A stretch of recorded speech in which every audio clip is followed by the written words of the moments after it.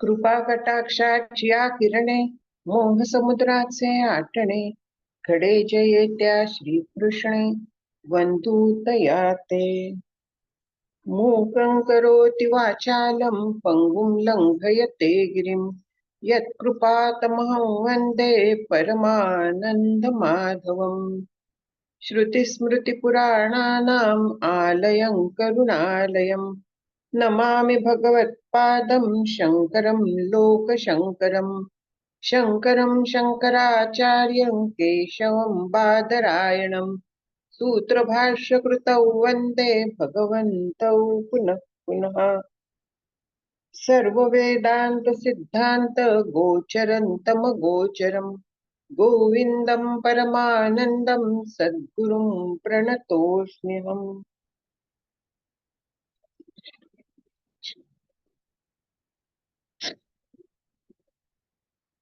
आपला परत परत रिव्हिजन चाललेली आहे की अज्ञ जे असतात ते जे नाही त्यालाच खरं समजायला लागतं. जे अगदी सरळ सरळ चुकीचं आहे त्याला आपण सत्य मानायला लागतो. व्यवहारात देखील आपले घोटाळे होतात की चुकून गैरसमज होतात, नाही तो आहे असं समजायला लागतो. ज्याच्या ठिकाणी जे गुण किंवा जे दोष नसतात ते आपण तिथे आहेत असंही मानायला लागतो. हे सगळे घोटाळे व्यवहारात असतात. तसाच हा परमार्थातला मूळ घोटाळा सांगितलाय. अनादि अज्ञान हे, आणखी या अज्ञानामुळे हे सगळे घोटाळे होतात. एरवी आपण विचार करायचं काही कारण नाही, माझ्याबद्दल मी विचार करते का, तसा इतरांच्या बद्दल पण करायचं कारण नाहीये. कारण सगळी जी आहेत ती ब्रह्माचीच रूप आहेत, सगळी माझीच रूप आहेत. ब्रह्म म्हणजे लांब गेलं वाटतं, पण माझी म्हटल्यानंतर जवळ आली. जर आपण काय करतो, इथे परत परत सांगितलं होतं की घटोदके बिंबित मार्कबिंब मालोक्य मूढो. मूढ जो असतो तर तो पाण्यात पडलेलं सूर्याचं प्रतिबिंबाला सूर्य समजायला लागतो. तसं आपण करतो की जे अंतःकरणात पडलेलं प्रतिबिंब आहे, म्हणजे जो चिदाभास आहे, प्रतिबिंब म्हणूया त्याला, आभास हे त्याच्या नावातच आलेलं आहे. पण तो जो ज्ञान प्रकाश आहे त्यालाच मूळ ज्ञान असं आपण समजतो. ज्ञान हे तत्व समजायला लागतो, आणखीन तेच सगळं असं आपण समजायला लागतो. त्याच्यामुळे मी आहे वगैरे, आणि मी म्हणजे मीच, मी सत्य आहे, अशा पद्धतीने आपण जातो. तर त्याचं ते मूळ अज्ञान आहे. आणखीन ते मूळ अज्ञान गेल्याशिवाय कोणालाही कधीही शाश्वत सुखाची प्राप्ती झालेली नाही. ते मूळ अज्ञान जायला हवं. म्हणून मग सांगतायत ते की नित्यम विभुम सर्वगतम सुसूक्ष्मम अंतर्बहिशून्य मनन्यमात्मनः विज्ञाय सम्यक निजरूपमेतत् पुमान विपाप्मा विरजो विमृत्यू.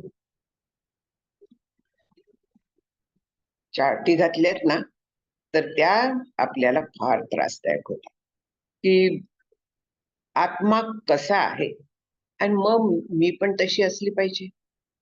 जर का मी आत्मा आहे तर मी तशीच पाहिजे ना, असते. पण आपण जे चुकीचं समजतो त्यामुळे मी स्वतःला देहाएवढी वगैरे समजायला लागते.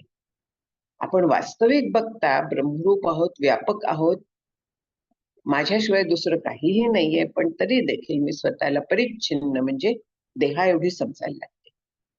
देह गेला की मी जाणार आहे समजायला लागते. ते जे प्रतिबिंब आहे त्याला सत्य समजून बिंबाकडे मी दुर्लक्ष करते. व्यापक जे आहे, सगळीकडे ज्याचा प्रकाश पडलेला आहे त्या प्रकाशाला मी नाकारते आणि स्वतःच्या मध्ये जेवढा प्रकाश आहे त्या प्रकाशालाच मी सत्य मानायला लागते. आणि म्हणून तो सगळा जो घोटाळा आहे तो तिथे होतो. मग हा आपली नीट समजूत करून घ्यायला काय पाहिजे. लहान मुलं जे असतात तर त्यांना पटत नाही की अरे बाबा हा घास आहे, नाही काठी वाकडीच आहे, पाण्यात जी असते ती काठी वाकडीच आहे. कितीही आपण सांगितलं तरी जोपर्यंत काढून दाखवणार नाही, प्रत्यक्ष आपण दाखवणार नाही, तोपर्यंत ती त्यांना वाकडी येते. म्हणून इथे प्रत्यक्ष आपल्याला ते समजावायचा प्रयत्न करताय की या मार्गाने जर का आपण गेलो तर आपल्याला प्रत्यक्ष तो अनुभव येईल आणि मग पटेल. पण प्रॉब्लेम हा आहे की अनुभव जरी आपल्याला आला, समजा ग्लिम्सेस येऊ शकतात, साधना जे खरोखरी करतात तर त्यांना बराच काळ आधी नुसते ग्लिम्सेस येतात, पण तो ग्लिम्स त्याच्यावरती विश्वास राहत नाही आपला. हा भास असेल किंवा हा अनुभव आला म्हणजे मी पोचले असंही समजून चालणारे लोक आहेत. एकदा अनुभव आला म्हणजे पोचत नाही आपण. तो दृढ कधी होतो हे आपल्याला कळत नाही, इतका तो सहज व्हायला लागतो. पण ह्याच्यासाठी काय करायला लागतं, जो आपल्याला खरा प्रॉब्लेम आहे तो तिथे आहे. त्याच्यासाठी आपल्याला निष्पाप व्हायला लागतं. विपापमा, पाप सगळं नाहीसं झालंय. पाप म्हणजे कसलं असतं हे? कायिक, वाचिक, मानसिक सगळ्या पद्धतीचे पाप आहेत. शरीरांनी पाप करायचं आपण एक वेळ हळूहळू हळूहळू आवर घालू, पण वाचेनी जी वाघबाण म्हणून म्हटलेलं आहे ना, बाण का म्हटलंय? जिथे जाऊन ते रुततात तिथे जखमा होतात आणि त्या जखमा भरून येणं फार जड असतं. वाघबाणाने झालेल्या जखमा भरून येता येता येत नाहीत. ज्या शरीराने साध्या बाणाने झालेल्या जखमा आहेत त्या भरून येतील, पण वाघबाणाच्या जखमा मात्र फार काळ टिकतात. आपण त्या जखमा करतो. म्हणून उपनिषदात सांगितलंय की सत्यम ब्रूयात, पण खरं आहे, पण प्रियम ब्रूयात. अप्रिय सत्य जे असेल तर ते अप्रिय पद्धतीने सांगू नये. सत्य सांगायचीच वेळ आली तर गोड शब्दात असं नको बाबा, हे चुकतं आहे वगैरे असं हे करून सांगावं. खाडकं सांगू नको की हे तुझं चुकलंय. मला हे स्वतःला सांगायला लागतं. कारण असं बोललं की लोकांना लागतं ते. तेच सांगायचं पण नीट शब्दात सांगायचं. सत्यम ब्रूया. खोटी स्तुती करायला जाऊ नये कधी. पण त्याचबरोबर जर का आपल्याला शक्य असलं, बोलूच नाही अशा वेळेस, हे जास्त चांगलं असतं. प्रत्येक जो माणूस असतो तो त्याच्या प्रकृतीप्रमाणे वागत असतो. आपण त्याला कशाला सांगायला जायचं? पण आपल्याला खाज असते सांगायची. विचारलं तर नाईलाज असतो, सांगायला लागतं. किंवा आपलं कर्तव्य असलं तर सांगायला लागतं, पण ते शक्य तेवढं गोड शब्दात. मी कर्तव्य म्हणजे कोणालाही सांगायला जाणं हे आपलं कर्तव्य नाहीये. ज्याची आपल्यावरती जबाबदारी असली खरोखरी तर सांगायला गोष्टी वेगळी आहे. मग विपापमा जर का आहे, मानसिक पाप जे आहे, लोकांना त्रास देणं म्हणा, त्यांचं अहित चिंतन म्हणा, हे पापच आहे सगळं. बाहेर बोलणार नाही, पण मनातल्या मनात हा कसला याचं चांगलं होऊ नये वगैरे पद्धतीने जर का मनात येत असलं तर ते पापच आहे. कायिक, वाचिक, मानसिक सगळी पाप आहेत. हळूहळू स्थूलाकडनं सूक्ष्माकडे यायला लागतं. आधी स्थूल आवरायला लागतं आणि नंतर सूक्ष्माचा पण म्हणजे ऍक्च्युअली हे सगळं सायमल्टेनियसली चालतं. हे आधी केलं आता मग हे करायचं अशा पद्धतीने कुठलंही साधन नाहीये. सगळं साधना पद्धती आहे. तर ती आपण सगळ्या बाजूंनी आवर्त घ्यायला लागतं आपल्याला. म्हणून मनाने निश्चय पहिल्यांदा करायचा, वाणीला आवर्त घ्यायचं आणि मग मन सुद्धा मनात देखील येणार नाही अशी काळजी घ्यायला लागायचं. हे सतत करायला लागतं. मनात यायचं नाही काळजी घेतली की आपोआपच वाणीतनं येणार नाहीये, आपोआपच शरीरात होणार नाहीये. पण तरी देखील पंचसून म्हणून काही पाप सांगितलेली आहेत. उदाहरणार्थ पूर्वी चूल असायची, आता गॅस असतो. पेटवल्यानंतर आसपासचे जंतू मरतात. मुंग्या बिंग्या असतात, कधी आपल्याला दिसत नाहीत. चष्मा लावलेला नसला तर विशेषतः किंवा केरसुणीने झाडताना मरतात जंतू. पाटा, वरवंटा वगैरे पूर्वी, आता मिक्सर, मरतात. ही सगळी जी आहे ती पंचसून म्हणतात. म्हणजे घरातल्या पापाच्या 5 जागा ह्या आहेत. आणखीन ह्या आपण अव्हॉइड करू शकत नाही. मग त्याला शुद्धीकरणासाठी सामान्य जे आहे ते नामस्मरण हे सगळ्या पापांवरती सब दुखों का एक इलाज अशा पद्धतीने ते नामस्मरण जे आहे त्यांनी ही सगळी पापं धुवून निघतात. सगळ्यांचं कल्याण हो ह्या पद्धतीने गेलं तर सगळी ही पापं धुवून निघतात. आणि असा विपाप्मा जो असतो तो विरजो, ज्याचा रजोगुण तमोगुण वगैरे खाली पूर्ण दबले गेलेले आहेत. जेव्हा गरज असते तर तेव्हा ते वरती पाहिजेतच. जर का मला झोप हवी असली तर तमोगुण हा त्यावेळेस वरती यायलाच पाहिजे. पण तमोगुणाचे जे बाकीचे आहेत की प्रमाद म्हणजे चुकीचं कर्म करण्याची इच्छा, तर त्या गोष्टी वरती यायला नको.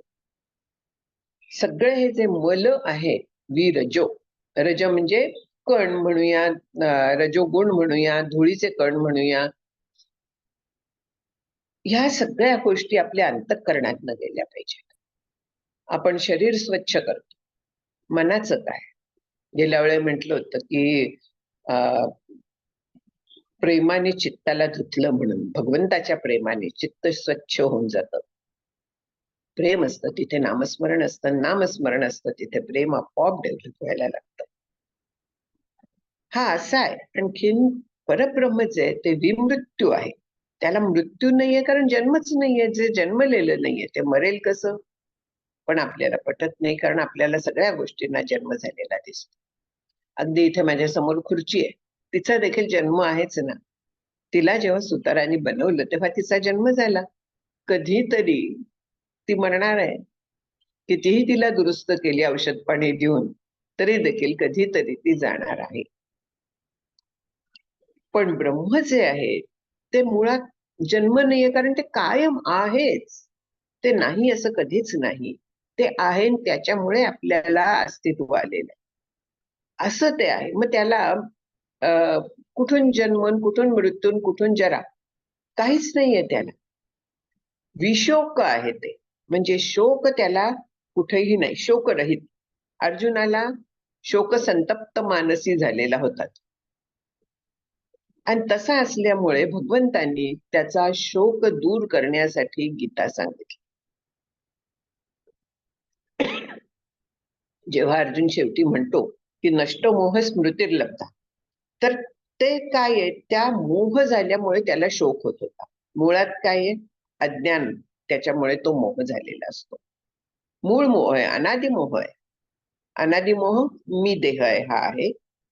पण अर्जुनाला जो मोह झाला होता ते मी देह आहे, मी मारणार आहे, हे सगळे माझे आप्त आहेत, हे मरणार आहेत. म्हणजे त्याला एवढी खात्री होती हं.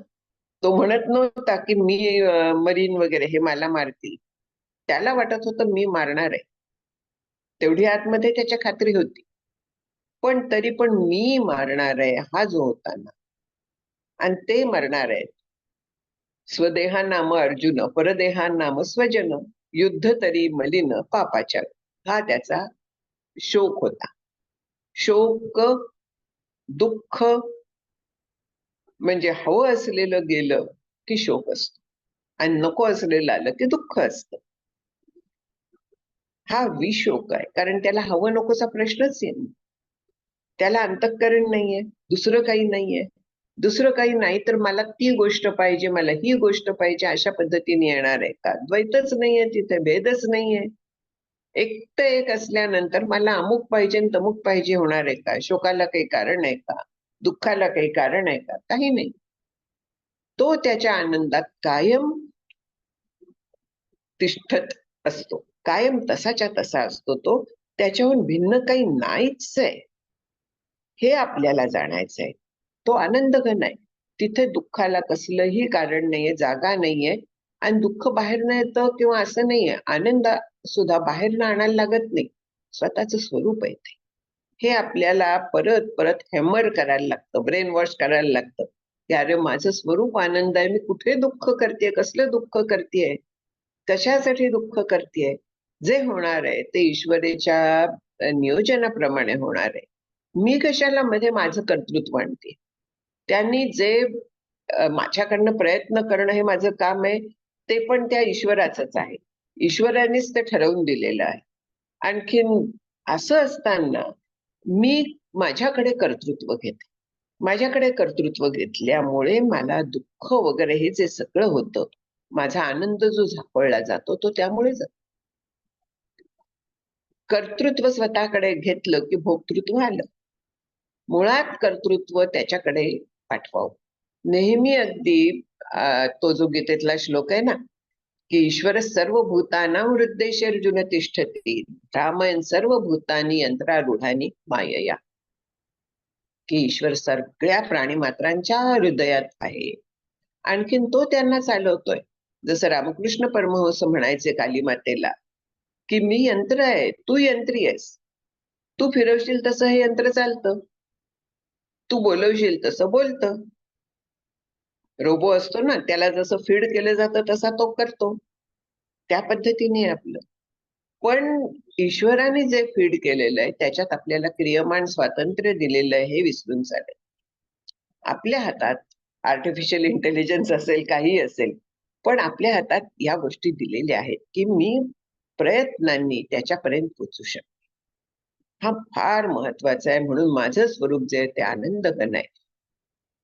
दुःखाला इथे जागा नाहीये. हे जर का आपल्याला कधी दुःख वाटलं, कधी शोक वाटायला लागला, तर स्वतःला सांगायला लागतं, की मी आनंद रूप आहे. ज्याच्यामुळे मला शोक वाटतोय तेही सत्य नाहीये. ते जे आहे ते भासमान आहे, अध्यस्त आहे, माझा देह अध्यस्त आहे. ज्याला मी करते अहंकार, आपण जे पंचकोश बाजूला केले, हे सगळं पंचकोशात येत आहे. हे स्वतःच्या बद्दल झालं, पण समोरच्या गोष्टी देखील तशाच आहेत हे लक्षात घ्यायला लागतं. त्यांनाही बाजूला करायला लागतं. आणि असा जो आहे तर तो स्वयं कुतश्चिन्न बिभेति कश्चित. तो कोणीही असून दे, कुतश्चित कोणीही असून दे. तिथे स्त्री, पुरुष, वर्ण, आश्रम काहीही लागू नाहीये. जो असा होतो, जो असं जाणतो, ज्ञानवान होतो, विपश्चित असा जो होतो, तो कसाही असून दे, काही वय असून दे त्याचं. आता ज्ञानदेव महाराज म्हणा किंवा शंकराचार्य म्हणा, अत्यंत बालवयात ते मुळातच अर्थात हे होते, अवतारी होते वगैरे, हे सत्य आहे. पण लोकांच्या दृष्टीने ते लहान होते. त्यांना काय कळतंय, अशा तऱ्हेचं होणारच. पण जेव्हा त्यांनी प्रत्यक्ष दाखवलं तर त्यावेळी कळलं की हे साधारण नाहीये. हे पूर्णपणे दोषरहित आहेत, पूर्णपणे ज्ञानी आहेत. म्हणून असा जो कुठल्या वर्णाचा, आश्रमाचा, वयाचा, कुठच्याही लिंगाचा कोणीही असून दे, कुतश्चित, जसं भगवंतांनी गीतेत सांगितलेलं आहे, की कोणीही असू दे, स्त्रियो वैश्यस्तथा शूद्रो वगैरे वगैरे केलेलं, स्त्रियांना सगळ्यात घातलेलं आहे, ते जाऊन द्या विषय. पण ह्याला कारण असं आहे की स्त्रियांना स्वातंत्र्य कमी असतं. म्हणजे त्या काळात देखील जेव्हा त्या पूर्ण शिकत होत्या, गुरुकुल चालवत होत्या, अत्यंत विद्वान स्त्रिया होत्या. उदाहरण देते, त्या मानाने नंतरच्या काळातलं, भगवान कृष्णांच्याही नंतरच्या काळातलं, की शंकराचार्य आणि मंडन मिश्र ह्यांचा जेव्हा वाद झाला, जे पुढे सुरेश्वराचार्य म्हणून प्रसिद्ध झाले, ते मंडन मिश्र. तर त्यावेळी रेफरी म्हणून कोण होतं? तिथे मंडन मिश्रांची पत्नी होती. त्यांची पत्नी ती तिथे रेफरी म्हणून होती. म्हणजे शंकराचार्यांनी सुद्धा अशी शंका घेतली नाही की हिला काय कळणार आहे, किंवा ही पतीला पार्शलिटी करेल की काय, ही शंका कोणीही घेतली नाही. इतकी तिच्या ज्ञानाबद्दल खात्री होती.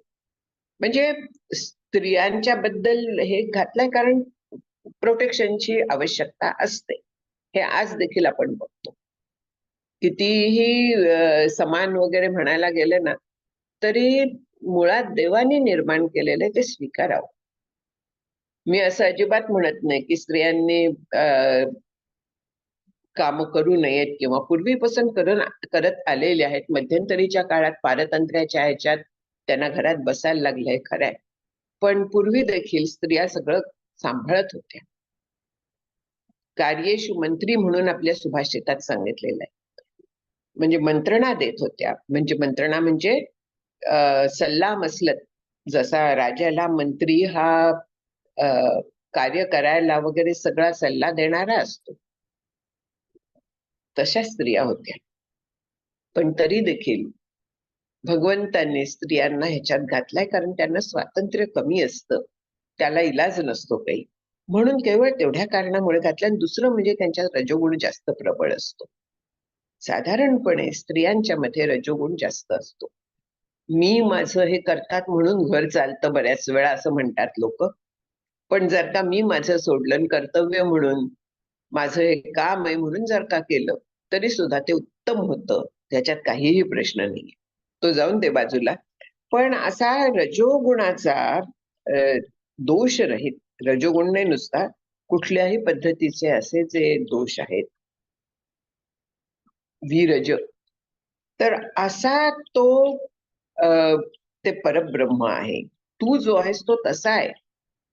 आणि म्हणून न बिभेति कश्चित द्वितीयात वै भयम भवती असं सांगितलेलं आहे. त्याला त्याच्याबद्दल आपले समर्थ सांगतात की भये व्यापिले सर्व ब्रह्मांड आहे, भयातीत ते संत अनंत पाहे. का संत एकटे भयातीत आहेत? याला कारण सगळीकडे त्यांना एकच तत्व दिसत आहे, तिथे द्वैत नाहीच आहे. मनी मानसी द्वैत काही वसेना. मनी मानसी वसेना, पण प्रत्यक्ष वागताना व्यवहाराला धरूनच वागायला लागतं. धर्माच्या करिता आम्हास जगती रामाने धाडी येले म्हणून म्हटलेलं आहे त्यांनी. मग धर्मस्थापनेचे नरते ईश्वरी अवतार, तिथे धर्माच्यासाठी जो सनातन धर्म आहे, जो धर्म म्हणजे वैदिक धर्म, हा वर्तनाचा धर्म आहे, हा पूजापाठाचा धर्म नाहीये. जो आपला खरा धर्म आहे, वैदिक धर्म ज्याला म्हणतो, तो आयुष्य कसं व्यतीत करावं, काय पद्धतीने वागावं, ह्याचा धर्म आहे. आणि तो युनिव्हर्सल आहे. त्यामुळे फक्त आपल्या भारतात आहे असं नाही, तो नियम युनिव्हर्सल आहे, सनातन धर्म आहे, वेद आहेत, ते सगळ्या मनुष्य जातीसाठी आहेत. न बिभेति कश्चित, कारण तिथे द्वैत नाही. आणखीन द्वैत नसल्यामुळे द्वितीयात वै भयम भवती हे जे आहे, जिथे दोन आहे तिथे भय आहे. दुसऱ्याकडनं आपल्याला भय असतं, स्वतःकडनं नसतं. वास्तविक जर का मी एकटी असले तर मला भीतीचं काही कारणच नाहीये. पण कोणी येईल, काहीतरी होईल, काहीतरी होईल म्हणजे दुसऱ्या कुठल्या तरी यांनी होईल, माझं मला काही होणार नाहीये. द्वितीयात वै भयम भवती. म्हणून हा जो असतो असा आनंद घन झालेला, आनंद रूप झालेला, म्हणजे सच्चिद आनंद रूप असलेला जो आहे, तर तो कशालाही आणि कोणालाही भीत नाही. तिथे भीतीला जागाच नाहीये. दुसरं कोणी नाहीच आहे. आपण दुसरं नसलं तरी मनाने आणतो त्याला. अमुक येईल का, अरे दार वाजलं, वास्तविक वाऱ्याने वाजलेलं असतं. पण तरी देखील आपण धरून चालतो की नाही, कोणीतरी आलाय, आणि ते कोणीतरी वाईटच असतं. आपण नाही म्हणत कधी की कोणीतरी चांगलं व्यक्ती आली आहे, माझ्या माहितीची आहे, किंवा देव असेल, देव येईल अशी आपल्याला खात्री असते की येणार नाहीये म्हणून. आणि देव दार वाजवून कशाला येईल हो? किंवा भूत असलं तरी ते दार वाजवून कशाला येणार आहे? आपण हा जो विचार करतो की कोणीतरी येईल, कोणीतरी कोणी येत नसतं. आपल्याला मनाचे सगळे खेळ असतात, आणि हे आपल्याला स्वीकारायला लागतं. तिथे विवेक वापरायला लागतो. आणखीन व्यवहार आहे, त्यामुळे जर का खरोखरी कोणी चोर वगैरे आला किंवा काही प्रॉब्लेम आला, आपल्याकडे फोन असतात, आपण काही करू शकतो. आपण बंद घरात असतो, पुरेसा वेळ असतो, कशाला घाबरायचं? पण आपण विवेक वापरत नाही. सगळ्यात प्रॉब्लेम हा आहे की आपला विवेक कुठे निघून जातो. भीती वाटायला लागली की जसं क्रोधाने समूह निर्माण होतो, आणखीन स्मृतिभ्रंश होऊन विनाश होतो, तसंच भयाने पण होतं. भयाने देखील आपली सारासार विचार नष्ट होतो, आणखीन माणूस नाही ते करू शकतो, चुकीच्या गोष्टी करू शकतो भयाच्यामुळे सुद्धा, लोभाच्यामुळे. म्हणून हे जे काही काही आहेत ना, ते जे मनाचा, शरीराचा, सगळ्याचा ताबा घेतात. त्यांना आकाश तत्वाचे यामुळे म्हटलेलं आहे, की मला 2-4 वेळा ही शंका विचारली होती, की त्यांना आकाश तत्वाचं का म्हणण्यात येतं? ते सगळ्या देहाचा ताबा घेतात. सगळ्या देहावरती परिणाम करतात. स्थूल देह, सूक्ष्म देहावरती तर होतोच, पण त्याचा परिणाम स्थूल देहावरती देखील होतो. भयाने कापायला लागतो, घाम फुटतो वगैरे होतं की नाही? क्रोधाने थरथर कापतो. मी संतापले की माझ्या डोळ्यातनं पाणी व्हायला लागायचं. अनुभव आहे. मला बोलता यायचं नाही. म्हणजे हा जो सगळा प्रकार आहे, हा सगळ्या शरीरावरती परिणाम करणार आहे. म्हणून तो आकाश तत्वाकडे पाठवलेला आहे. जाऊन द्या. हा आपला थोडासा विषयांतर झालं. पण न बिभेती कश्चित्. कोणालाही कशाही पद्धतीने तो घाबरत नाही, कारण तो एकटा आहे. त्याच्या व्यतिरिक्त दुसरं काही नाही, तो ब्रह्मरूप आहे. आणखीन पुन्हा सांगतायत, की नान्योस्ति पंथा भवबंध मुक्ते हे विना स्वतत्वावगमम मुमुक्षोः. जो मुमुक्षू आहे, म्हणजे ज्याला मोक्षेच्छा आहे, म्हणजे ज्याला आनंदरूप होण्याची इच्छा आहे. जन्म मरण टळणं हा बाय प्रॉडक्ट आहे. त्याच्याकडे फार लक्ष द्यायची गरज नाहीये. मला परत जन्म नको वगैरे ठीक आहे.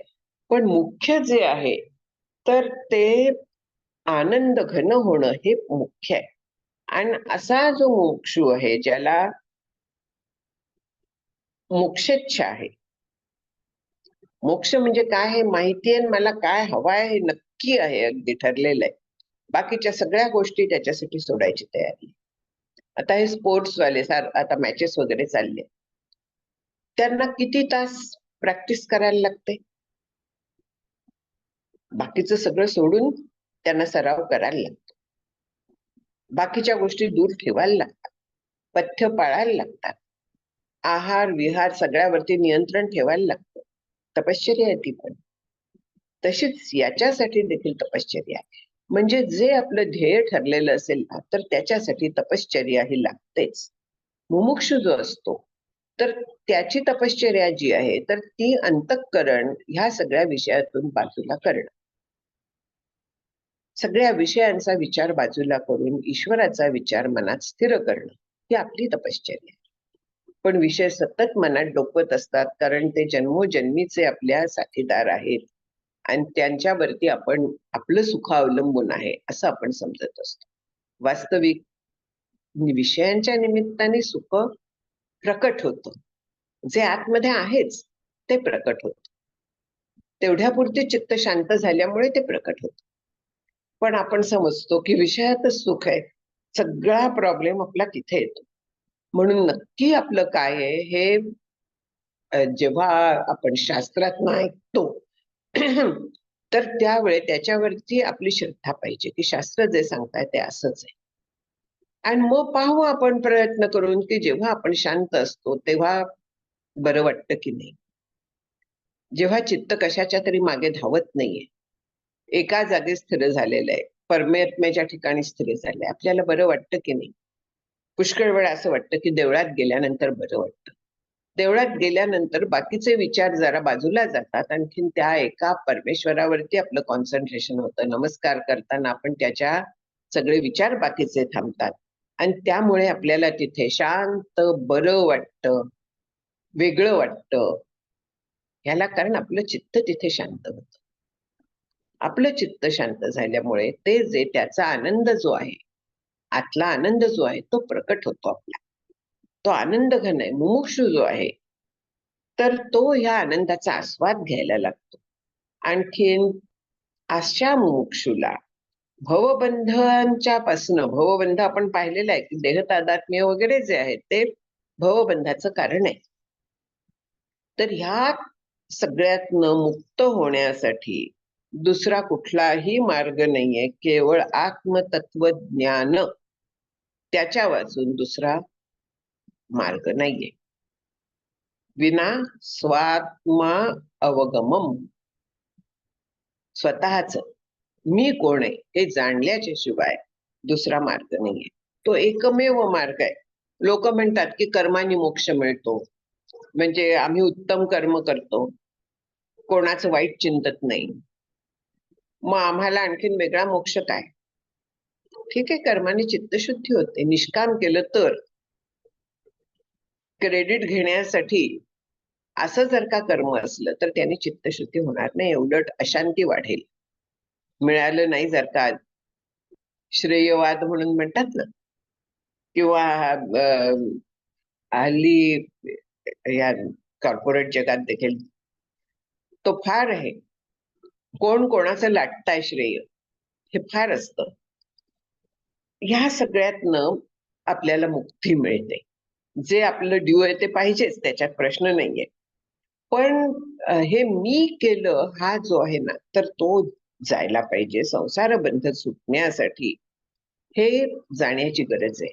आणि मी कोण आहे हे कळलं, की मग दुसरं कोण आहे हे आपोआपच होतं. म्हणजे जर का आपण विचार केला, की हे समोरचं जग ब्रह्म आहे, पण मी मात्र देह आहे. असा जर का विचार असला तर नाही जमणार. पण मी ब्रह्म आहे हा जेव्हा विचार असतो, हा पक्का झाला, तर समोरचं जग देखील ब्रह्म आहे हे कळायला फार वेळ लागत नाही. चांगदेव महाराजांना वेळ लागला नाही, कारण ते फार जवळ पोचलेले होते याच्या. म्हणून त्यांना 65 वयाच्या ह्याच्यातच त्यांचं काम होऊन गेलं. मुक्ताबाईंनी अनुग्रह दिल्याबरोबर कानावचनाची भेटी असं त्यांचं झालं. त्यांना ते ज्ञान झालं, कारण त्यांचा तेवढा अधिकार प्रचंड होता. चित्त शुद्ध झालेलं होतं. अहंकार होता, पण बाकी सगळ्या बाजूंनी त्यांची चित्तशुद्धी झालेली होती. म्हणून त्यांना ते झालं. आणि म्हणून आपल्याला देखील आत्मतत्वज्ञान जोपर्यंत होत नाही तोपर्यंत मोक्ष नाही. ज्ञानात एव तू कैवल्यम, त्या एव वरती फार भर द्यायला लागतो. आणि म्हणून संसार बंधातनं जर का सुटायचं असलं, म्हणजे दुःखाच्या पलीकडे जायचं असलं, कारणासह वर्तमान सकल दुःख निवृत्ती, तात्पुरती दुःख निवृत्ती आपण व्यवहारातल्या उपायांनी करतो, पण त्याचं मूळ कारण जात नाही. ताप आल्यानंतर आपण क्रोसिन वगैरे घेतो, ते तात्पुरता इलाज आहे. त्याचं कारण काय आहे रोगाचं ते घालवायला हवं. क्रोसिनने केवळ ताप उतरतो, कारण जात नाही. अर्थात जेव्हा व्हायरल इन्फेक्शन असतं तेव्हा केवळ ताप कमी करून थांबायला लागतं, कारण व्हायरल इन्फेक्शन वरती औषधं नाहीत. पुष्कळ जण सर्दीला वगैरे याची इंजेक्शन वगैरे घ्यायला जातात, अँटीबायोटिक्स घ्यायला लागतात. साध्या सर्दीला गरजच नसते त्याची. सर्दीने यांनी जर का ताप आला तर ताप कमी करायचा, आणखीन बसायचं शांतपणे. आमचे सर सांगत असत की कॉमन कोल्ड झालेलं आहे, तर औषध दिलं तर 7 दिवसात बरं होईल. आणखीन जर का औषध दिलं नाही तर 1 आठवड्यात बरं होईल. म्हणजे ते त्याचा वेळ घेणार आहे. असं जातच नाही ते. व्हायरल इन्फेक्शन आहे ते त्याचं जातच. आपलं आपण जातं. तसं इथे पण असतं, की संसार बंधातनं सुटायचं असेल, दुःखातनं सुटायचं असलं, त्याचं कारण गेलं पाहिजे. कारण गेलं तर पूर्णपणे दुःख निवृत्ती होऊन जाते. तिथे अ, दुसरा मार्ग नाही म्हणून परत परत सांगतायत. आत्मज्ञाना वाचून दुसरा मार्ग नाही. वरवर मलमपट्टी कामाची नाही. मुले कुठारहा, मुळावरती जर का घाव घातला तर तो संसार वृक्ष मरणार आहे. असंगत शस्त्रेण दृढेन चित्वा, पुन्हा पुन्हा सगळे जण तेच सांगतायत, मी तेच सांगणार आहेत. कारण दुसरं काही सत्यच नाहीये. तोच एकमात्र उपाय आहे त्याला. म्हणून आत्मज्ञान, आणि आत्मज्ञान होण्यासाठी असंगत. तो एक श्लोक आहे पहा, सत्संगत्वे निर्मोहित्वम निर्मोहित्वे, अशा पद्धतीचं आहे. की सत्संगाने काय होतं, तर निश्चल तत्वापर्यंत आपण पोचतो. शेवट तो आहे. आणि ते निर्मोहित्वम ह्या पद्धतीने जातो आपण सत्संगाच्या मुळे. मी विसरले आता पूर्ण श्लोक, तो जाऊन दे. तेव्हा दुसरा मार्ग नाही म्हणून सांगतायत. आणखी मग आता अ, आपलं चाललंय तो पंचकोश टाकणं चाललंय.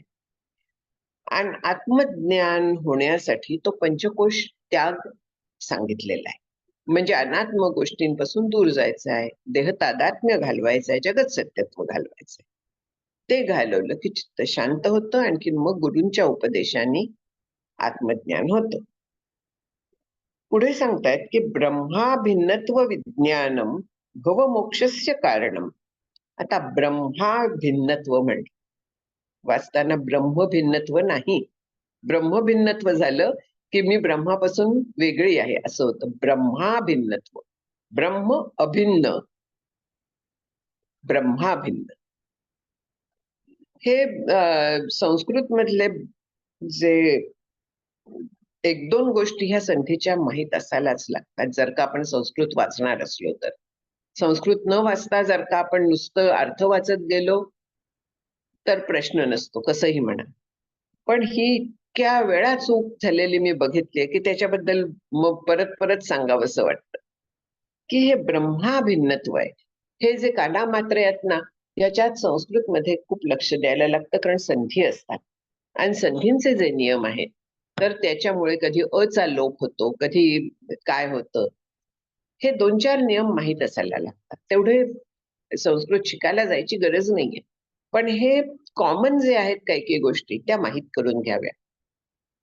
म्हणून ब्रह्म अभिन्नत्व म्हणजे ब्रह्मा भिन्नत्व विज्ञानम. ब्रह्मापासून मी वेगळी नाही, अभेद आहे, हे विज्ञानम, हे जाणून घे. तेच भवमोक्षस्य कारणम. भवमोक्ष म्हणजे ह्या संसार सागरातनं सुटण्यासाठी, मुक्त होण्यासाठी तेवढं एकच उपाय आहे, दुसरा त्याला उपाय नाहीये. जीवो ब्रह्मैव नापरहा किंवा तत्वमसी हे जे म्हटलेलं आहे त्याचा प्रत्यक्ष अनुभव, केवळ शाब्दिक अनुभव नाही, केवळ बुद्धीला समजून घेऊन नाही. बुद्धीला समजायला वेळ नाही लागणार, पण कळलं पण वळत नाही होतं आपलं नेहमी. त्याला पढत मूर्ख असं समर्थ म्हणतात नाही. माहिती आहे पण आचरणात नाही, पढत मूर्ख. आणि आपण सगळे जात पढत मूर्ख, कारण आपल्याला हे तत्वज्ञान माहिती आहे. हे आपण कित्येक वर्षानुवर्ष ऐकत आलेलो. खरं सांगायचं तर आपल्या लहानपणापासून अ, आपल्या हे संस्कार कुठेतरी कसे तरी झालेलेच असतात. स्वामी विवेकानंद म्हणायचे की भारतामध्ये मातीमध्येच परमार्थ आहे. अध्यात्म ज्ञान हे मातीमध्येच आहे त्याच्या. आपल्या अंतःकरणावरती हे संस्कार लहानपणापासून मनाच्या श्लोकातनं म्हणा, कुठच्या तरी याच्यातून कुठेतरी ऐकलेलं असतं. हे होतातच. म्हणजे आपल्याला माहित नाही असं आहे का? पण तरी देखील आपण कितीही वेळा वाचलं, कितीही वेळा स्वतःशी म्हटलं, तरी शंकराचार्यांचं जे उदाहरण आहे, की औषध, औषध, औषध, औषध म्हणून रोग बरा होणार नाही. औषध प्रत्यक्ष घ्यायला लागतं. ते आपण प्रत्यक्ष करत नाही. विवेक आपण वापरत नाही. आत्मानात्म विवेक, सारासार विवेक हा ठायी ठायी वापरायला लागतो, तो आपण वापरत नाही. तिथे आपला सगळा प्रॉब्लेम येतो. हे सगळं आपण पंचकोश विवेक वगैरे वाचतो किंवा अविज्ञाते परे तत्वे शास्त्राधीतिस्तु निष्फला म्हणून विवेक चूडामणीतला श्लोक, की कितीही शास्त्राचं अध्ययन केलं तरी ते बौद्धिक स्तरावरती राहतं. जोपर्यंत आपण साधना प्रत्यक्ष तशी करत नाही, प्रत्यक्ष तो विवेक आपण वापरत नाही. हत्यार हातात असून नुसतं काय उपयोग? समोर शत्रू असला तर ते चालवायला पाहिजे ना. विवेकाचं जे शस्त्र आहे, असंगत्वाचं जे शस्त्र आहे, ते चालवायला लागतं, ते वापरायला लागतं. आणि ते वापरलं तरच आपल्याला हे ज्ञान होऊ शकेल, तरच आपण आनंदरूप होऊ शकू. भवमोक्षस्य कारणम हे केवळ ब्रह्मापासून मी वेगळी नाहीये, मी ब्रह्मरूप आहे हे ज्ञान, त्याच्या पलीकडे नाही. येन अद्वितीयम आनंदम ब्रह्म संपद्यते बुधैहि. बुध विद्वान ब्रह्मनिष्ठ पुरुष ते अद्वितीय आनंद रूप, एकमेव अद्वितीय आनंद स्वरूप, सच्चिद आनंद स्वरूप अशा या ब्रह्माला प्राप्त होत. परत परत इथे आनंदाचं घेतलेलं आहे, कारण ते ब्रह्माचं सगळ्यात जे अंतरंग स्वरूप आहे ते ते आहे. ब्रह्माच्या वरती हे सगळं भासतं वगैरे वर ठीक आहे, तोही हा आहे, सद्रूप आहे, ब्रह्म कायम आहे. पण आपल्याला काय हवाय? आपल्याला आनंद हवाय. आणखीन ब्रह्माचं आनंद स्वरूप हे सगळ्या जास्तीत जास्त आवरणांच्या खाली झाकलेलं. सद्रूप आपल्याला दिसताय, ह्या गोष्टी सगळ्या आहेत, म्हणजे त्याच्या मागे काहीतरी आहे, या पद्धतीने आपण विचार करू शकतो. पण आनंद आपल्याला कायम दिसत नसतो ना, ज्ञान आपल्याला कायम होत नसतं. त्या आनंदाच्या मानाने ज्ञान जास्त होतं. तर त्याच्यामुळे एकनाथ महाराजांनी त्याला मायेत जमा केलेलं आहे. आनंदपदी जा म्हणून म्हटलेलं आहे. मला वाटतं हरिपाठात ऐकण्यात, या हरिपाठात त्यांना मायेत जमा केलेलं आहे. त्याला हे कारण आहे, आनंद जे आहे ते सगळ्यात कोर, ज्याला हल्लीच्या भाषेत ते आनंद स्वरूप आहे. म्हणून इथे अद्वितीय आनंद असं म्हटलेलं आहे. अद्वितीय म्हणजे दुसरं नाही. आपल्याला दुसऱ्याची खूप सवय आहे. इतकी सवय आहे की आता हा देह आहे, हात हा एक अवयव आहे. अवयव म्हणजे नेहमी आपलं कण हा अर्थ आहे, हे बरोबर आहे. आपण झाडाचं उदाहरण घेऊया. फांद्या, पानं, फळं, फुलं ही प्रत्येक वेगळी मानतो आपण. पण झाड संपूर्ण पहा, एकच आहे. म्हणतात एक नेहमी उदाहरण देतात की 2+2 ला उत्तर एकच, फक्त 4 हे बरोबर आहे. त्याचं 5, 7, 10 चुकीची उत्तर वाटेल तेवढी असतील. भेद आहे तिथे, खूप असतात. नानात्व आहे चुकीच्या उत्तरात. पण बरोबर उत्तर एकच आहे, एकमेव. त्या गणितज्ञ असल्यामुळे त्यांना गणितातले छान अगदी ह्या सुचतात. म्हणून एकमेव अद्वितीय असं जे आहे ब्रह्म, पुढे आहे त्याच्याबद्दल देखील स्वगत सजातीय विजातीय भेदरहित अखंड एकरस वगैरे हे सगळे ज्या गोष्टी आहेत त्या एकमेव ब्रह्माकडे पॉइंट आउट करतात. हा जेव्हा त्याला साक्षात्कार म्हणूया, म्हणजे तोच ते होतो, त्याला साक्षात्कार म्हणतात. आणि त्याच्यामुळे जो ब्रह्मनिष्ठ होतो, ब्रह्मनिष्ठ म्हणजे ब्रह्मणी एव तिष्ठती, जो केवळ ब्रह्मरूपच होऊन राहिलेला आहे, म्हणजे मन ज्याचं तिथे स्थिर झालेलं आहे, ज्याचा अपरिवर्तनीय निश्चय झालेला आहे की होय मी ब्रह्म आहे. हे सगळं जग जे आहे ते ब्रह्मरूप पुढे जाणवायला लागतं. हे हळूहळू होणारी सगळी प्रोसेस आहे. सगळं जग ब्रह्म आहे. मनी मानसी द्वैत काही वसेना असं जरी असलं तरी देखील व्यवहार व्यवहारासारखा चालतो. समर्थांनी बुडाला औरंग्या पापी वगैरे म्हटलेलं आहे. आता संत जे मनी मानसी द्वैत काही वसेना म्हणतात, तर ते अशा पद्धतीने का बोलतात? कारण धर्मस्थापना, सगळं जग ह्या द्वैतात बुडालेलं आहे.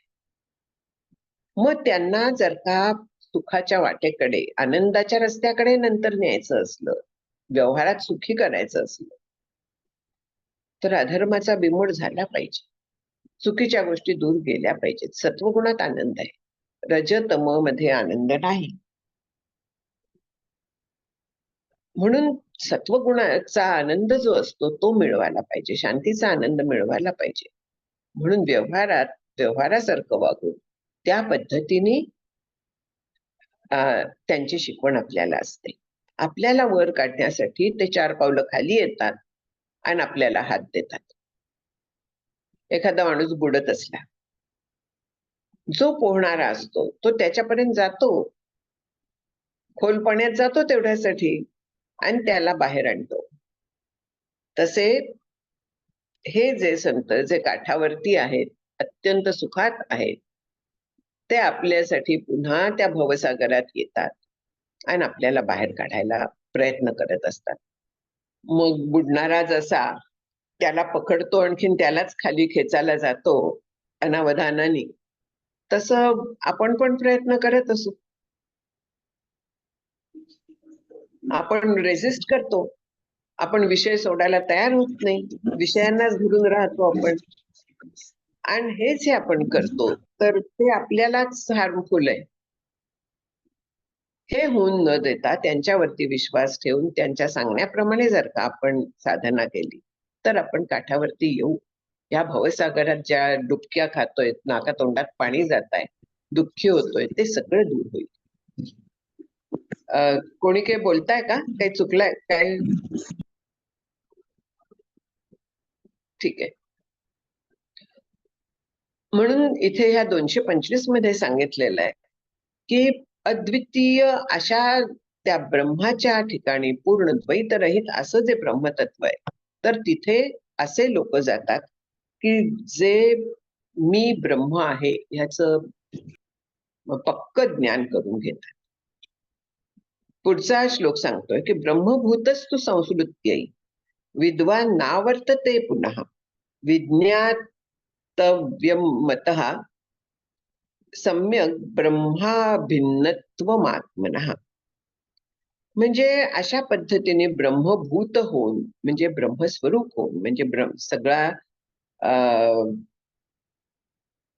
सगळे जे मळ आहे ते दूर झालेला विमल अशा ब्रह्माशी एकरूप झालेला जो आहे, तो पुन्हा जन्म जरा मरण वगैरे जे सगळं चक्र आहे त्या चक्रावरती फिरत बसत नाही. त्या चक्रापासून म्हणजे भोवळ येते त्या चक्रावरती फिरून फिरून, पण तसं होत नाही. तर तो आनंद रूप होतो, स्वतःच ब्रह्माशी ऐक्य जाणतो. असं जाणलं तर त्याला अपरोक्ष ज्ञान होतं. अपरोक्ष म्हणजे मी ब्रह्म आहे असं प्रत्यक्ष तद्रूपता येते. तद्रूपता येते म्हणजे तोच ब्रह्म होऊन जातो. आणि हे ब्रह्म होऊन जाणं ध्यानात वगैरे क्षणमात्र असतं, अर्धा क्षण असतं. आपल्याला वाटतं की खूप वेळ असेल, नाही.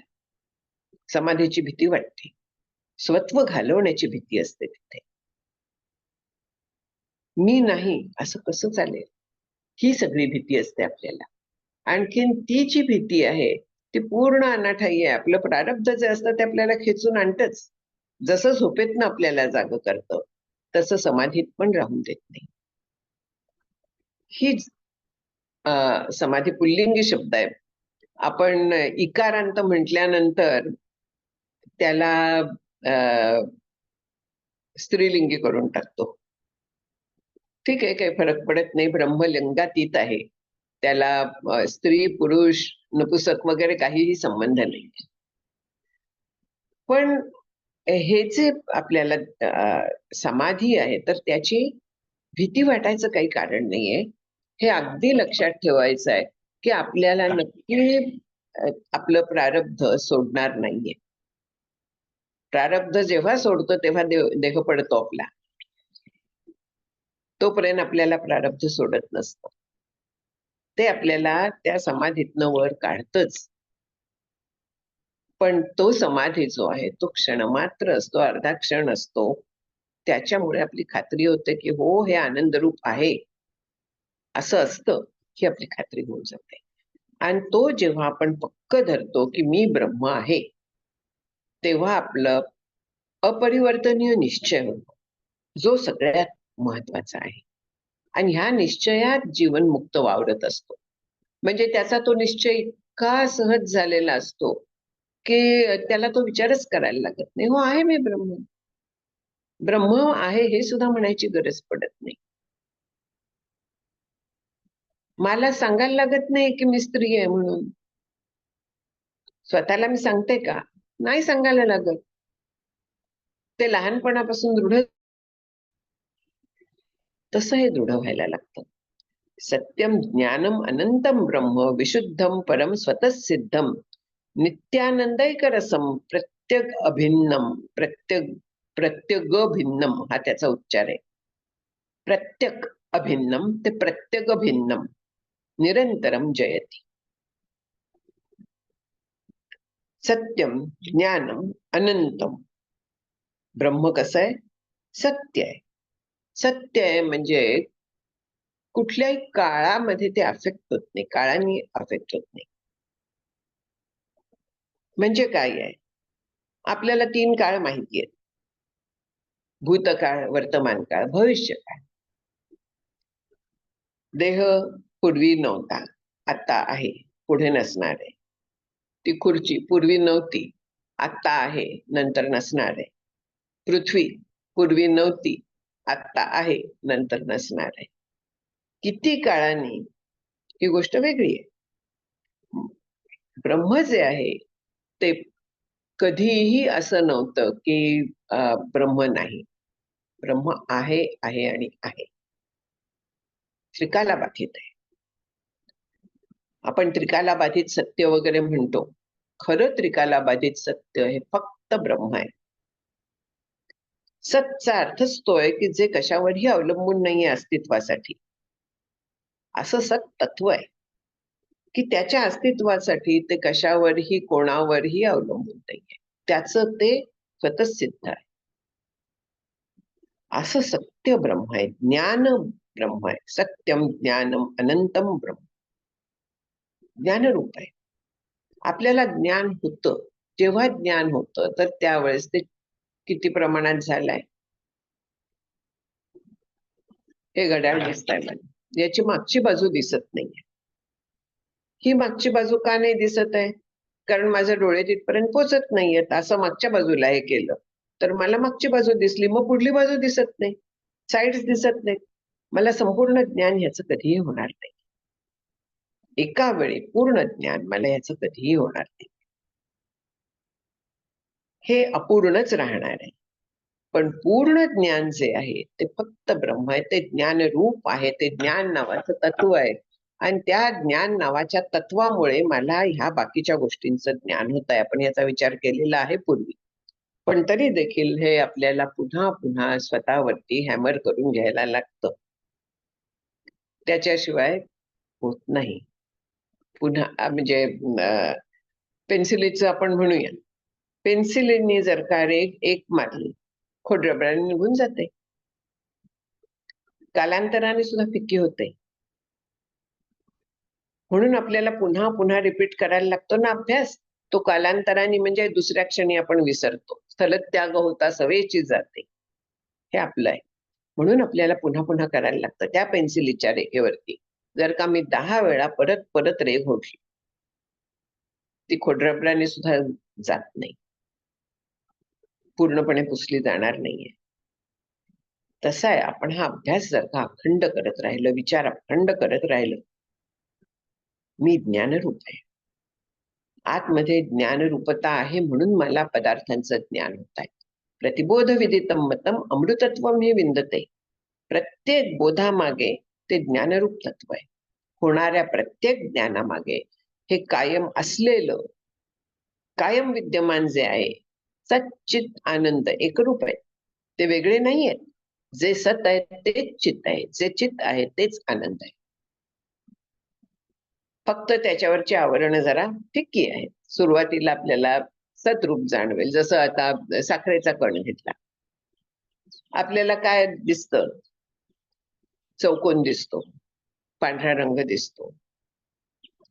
प्रत्यक्ष अनुभव घेतो तेव्हा गोडी कळते. तोपर्यंत नुसतं माहिती असतं की हे गोड आहे. तसं प्रत्यक्ष जेव्हा अनुभव घेतो तेव्हा आनंद आपल्याला कळतो. ते जे आहे ते प्रत्यक्ष अनुभवाच्या वेळेस त्याचा आनंद रूप आपल्याला कळून जातं की होय, हा अपरिमित आनंद आहे. ह्या आनंदाला कसलीही उपमा नाहीये. कितीही उत्कट आनंद जगातला घ्या, तो त्याच्या पुढे कमी पडतो. कारण आनंदाचा तो केवळ अंश असतो. म्हणून सत्यम ज्ञानम अनंतम ब्रह्म विशुद्धम परम स्वतःसिद्ध. विशुद्ध आहे. तिथे कसलाही मल नाहीये. आपण हे खूप वेळा विचार केलाय. तर तऱ्हेचे मल असतात. तर तऱ्हेचे दोष म्हणूया किंवा भेसळी असतात. आपण स्वतःला जेव्हा वेगळं कुठच्याही पद्धतीने समजतो ना, की मी अमुक एका धर्माची, अमुक एका जातीची, अमुक एका वयाची, सगळे ह्या ज्या गोष्टी आहेत, ह्या भेसळीच्या आहेत. मी केवळ ब्रह्म आहे. ही एकमेव सत्य गोष्ट आहे, विमल गोष्ट आहे. त्याच्या पलीकडे कुठलाही जो विशेष असतो तो मल आहे. कुठलाही द्वैत जिथे आलं तर तिथे त्याची विशुद्धता गेली, त्याचं निर्मलत्व गेलं. आता जगात वावरायचं तर द्वैत दिसणारच आहे, बरोबर आहे. पण ते द्वैत त्यावेळेस बाधित झालेलं असतं, म्हणजे दिसतंय पण ते काही खरं नाहीये, अशा पद्धतीने मनाचा निश्चय झालेला असतो. ज्यावेळी ते ज्ञान झालेलं असतं त्यावेळी त्या जगात मग मजा घेत वावरायला होतं. भातुकलीच्या खेळात जसं एन्जॉय करतात ना, माहिती असतं त्यांना. एक मुलगी छोटी बाहुल्यांची खेळली खूप, आणि थोड्या वेळाने सगळ्यांना असं झोपवलं आणि डिक्लेअर केलं की मेल्या आता त्या म्हणून, आणि त्यांना ठेवून निघून गेली. म्हणजे खेळायचं, त्यांच्या बरोबर बोलली, आनंद घेतला, पण ते खोटं आहे तिला माहिती होतं. हे जे असतं तसं जगात तो वावरतो. हे जग जसं दिसतंय तसं नाहीये. आणखीन मग कौतुक तूप आहे संचिताचे, पद्धतीने जातो.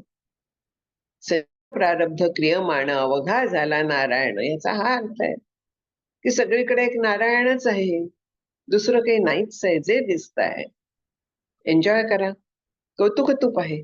माझं संचित मला काय काय देताय, प्रारब्ध कसं कसं भोग देताय, कुठले कुठले देताय, उकळतं पाणी अंगावरती पडताय का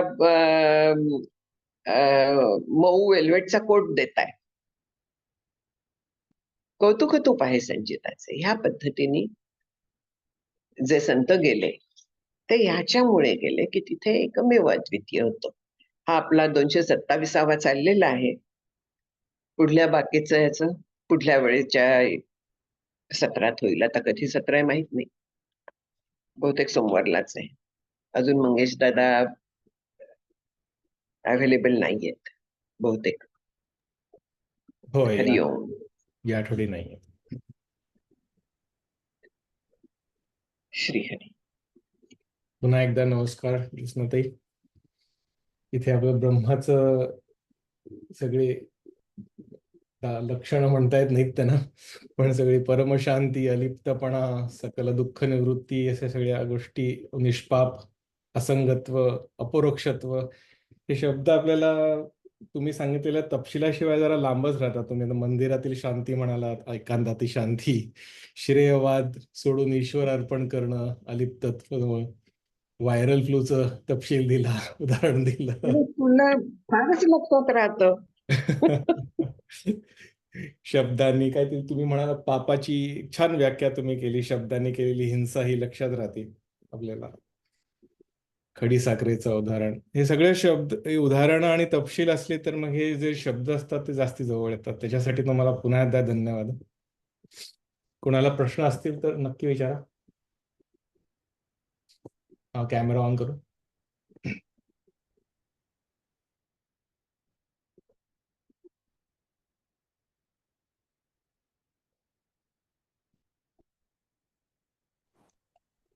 ज्योत्स्नाताई, हा, एक प्रश्न मला मला समजलं नाही. तुम्ही म्हणालात की माया, आनंदातला पण कोणीतरी माया म्हटलेलं आहे. आनंदाला नाही, नाही, सतला आणि चितला. ओ सतला आणि चितला. पण त्याला कशा तऱ्हेने माया का म्हटलंय त्याला? मला वाटतं मी एक्सप्लेन केलं थोडस त्याच वेळेस. हो, सतला पण आणि चितला तुम्हाला का माया समजलं नाही. म्हटलंय. एकनाथ महाराजांनी म्हटलेलं आहे ते. कारण सत जे आहे ते आपल्याला सतत जाणवत आहे की नाही, प्रत्यक्ष आपल्याला ज्ञान पण होत असतं की नाही. जेव्हा आपल्याला कुठचीही वस्तू दिसते तेव्हा सत आणखीन चित आपल्याला पटकन जाणवतात की नाही. चित म्हणजे ज्ञान होत आहे, म्हणजे चित आहे. आहे वस्तू म्हणजे सत आहे. पण आनंद जाणवतो का आपल्याला कायम? अच्छा, हा हा. म्हणून ते सुद्धा जाणवायला तो म्हणून सतने चितला मायेच्या ह्याच्यात घेतलाय त्यांनी. Okay, thank you. आणि हे क्रियमान स्वातंत्र्य आपण जे म्हणतो ते स्वातंत्र्य अधिकार आल्याशिवाय ते स्वातंत्र्य मिळणार पण नाही. म्हणजे असं नाही, नाहीये. तसं नाहीये.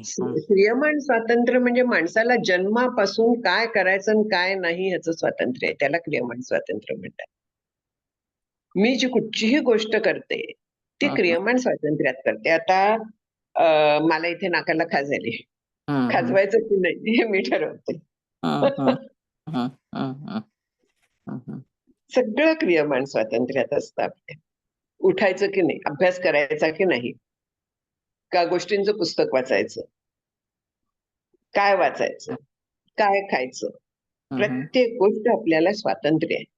प्राण्यांना स्वातंत्र्य नाही,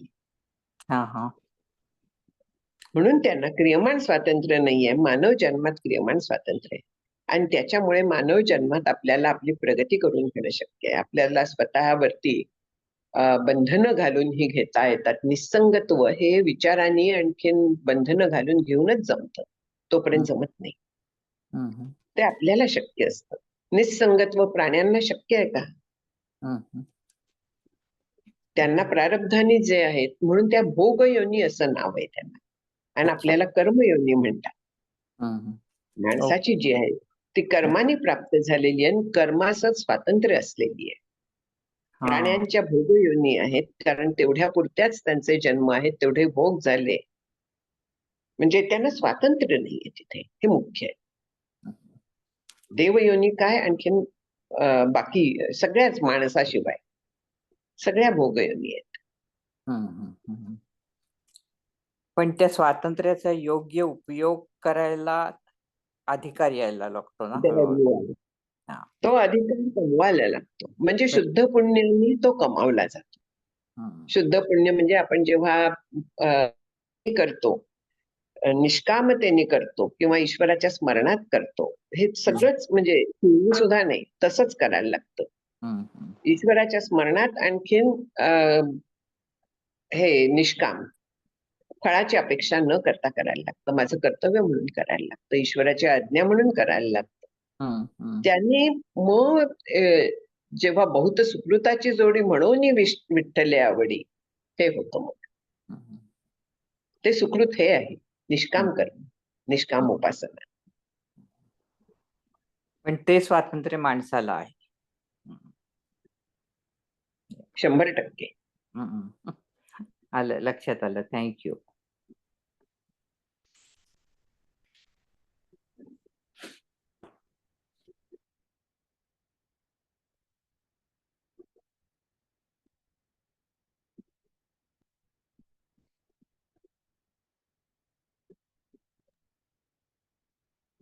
आणखीन प्रश्न असतील कॅमेरा ऑन करून विचारू शकतो.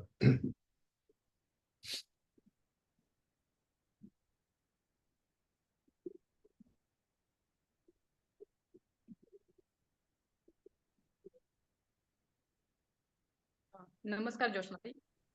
नमस्कार. भातुकलीच्या उदाहरणावरून एक प्रश्न मनात आला की विशिष्ट अद्वैताबद्दल तुम्ही काही सांगू शकाल का, जर तुम्हाला योग्य वाटलं? विशिष्ट अद्वैत या कन्सेप्ट बद्दल सांगू शकाल का? अरे बापरे, विशिष्ट अद्वैत मला हे फारसं मी त्याचा विचार केला नाहीये, कारण केवळ अद्वैताचा जास्त विचार कायमचा बसलेला आहे तो डोक्यात. पण मी चेक करून सांगेन कोणाला. हर्षद, माहितीये का रे तुला, वाचलायस तू? मी फार पूर्वी वाचलेलं होतं. नाही, मला नाही. काही एवढ्याच म्हणजे ब्रह्म सगळीकडे व्यापून आहे. आणखीन विशिष्ट अद्वैतात जगाला त्यांनी थोडं वेगळं केलेलं आहे असं वाटतंय मला. I am not sure. मग चेक करून सांगेन मी पुढल्या वेळेस. बरं बरं, ठीक.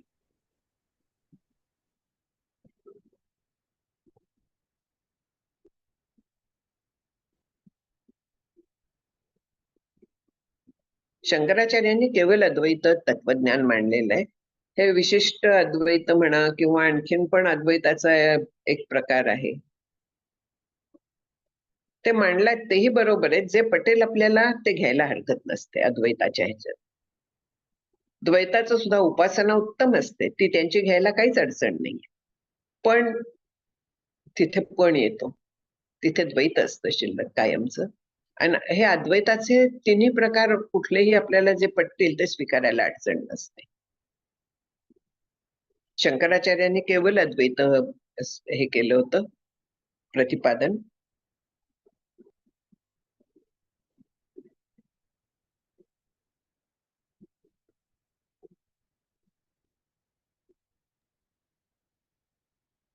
ठीक आहे, आणखीन काही प्रश्न नसेल तर थांबू आपण. मी शेवटचा श्लोक घेतो. भावी पूर्ण कृपा गुरु मजवरी, प्रार्थित भावे तुला.